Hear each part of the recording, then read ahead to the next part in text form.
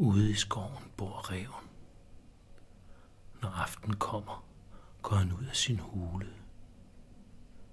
Hvor er der noget at æde for en sulten ræv?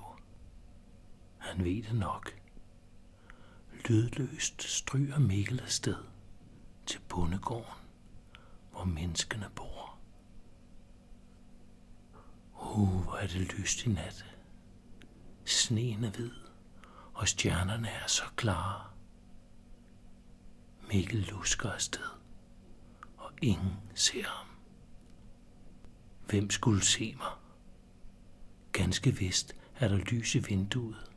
Der er folk derinde, men ingen kigger ud og ser en sulten ræv komme listende gennem sneen. Jo, Mikkel, der er en, der ser dig, selvom du ikke ved det. Det er nissen.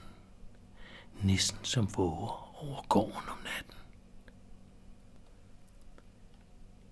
Inde i huset leger børnene. Snart skal de sove. De ved ikke noget om nissen og ikke noget om ræven ude i sneen. De ved bare, at det er dejligt med jul og juletræ, og de vil lege og lege, til de skal i seng. Ræven lusker over mod stalden. Her må vel være noget for en sulten ræv. Du må liste, Mikkel, så ingen hører dig. Herover er det nat, og alt er stille. Køerne sover allerede. De lader sig ikke forstyrre af ræven. Men staldrotterne er vågne. Hej Mikkel, kom og fang os, hvis du kan. Vi har et hul i kostallens gulv. Et fint lille smuthul. Spørg du bare katten. Kom, Mikkel. Kom og tag os, hvis du kan. Hvem bryder sig om rotter? Der er det, der smager bedre. Tag jer i agt, høns. Her kommer jeg. Hjælp! Her kommer ræven. Hjælp! Der høres der små skridt udenfor. Hønsene hører det, og ræven hører det. Hvem er det, som pusler ud i sneen? Bare en gammel nisse, som våger over gården om natten. Blev du nu ræd, Mikkel?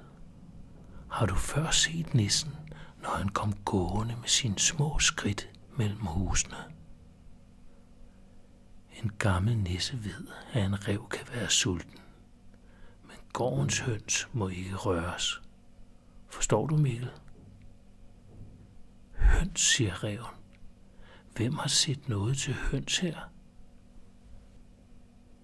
Den, som stak sin sultne snude gennem lemmen lige før, siger nissen. Men så længe jeg går her og holder vagt, sidder hver eneste høne trygt på sin pind. Men en gammel nisse ved, at en ræv kan være sulten. Her skal du få grød, min ven. Hver aften sætter børnene grød ud til nissen.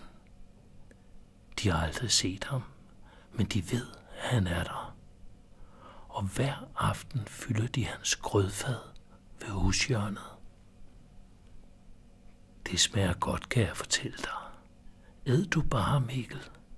Jeg kan nok dele min grød med dig hver eneste aften, om det skal være. Men hold dig fra vores høns. Jeg må vel prøve, siger ræven. Tak for mad. Mæt og glad er ræven, og nu skal han hjem til skoven. Hvor er det lyst i nat.